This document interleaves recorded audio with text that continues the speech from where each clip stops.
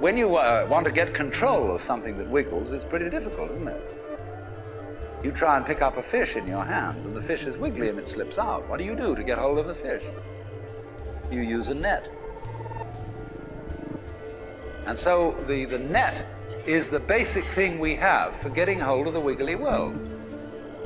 A net is something regular. And I can number the holes in a net. So many holes up, so many holes across. And if I can number these holes, I can count exactly where each wiggle is in terms of a hole in that net. But in order to do that, I've got to break up the wiggle into bits.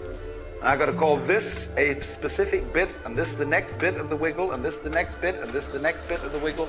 And so these bits are things which I mark out in order to talk about the wiggle, in order to measure it, and therefore in order to control it.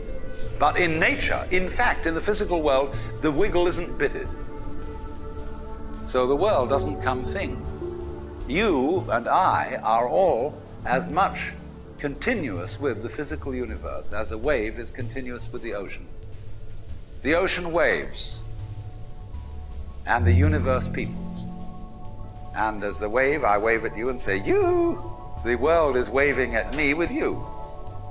And saying, hi, I'm here. But the way we feel and sense our existence, being based on a myth that we are made, that we are parts, that we are things, our consciousness has been influenced so that each one of us does not feel that.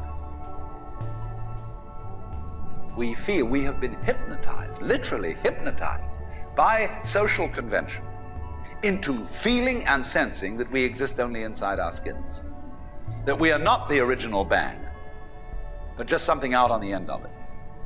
And therefore we are scared stiff. Because my wave is going to disappear, and I'm going to die, and that would be awful.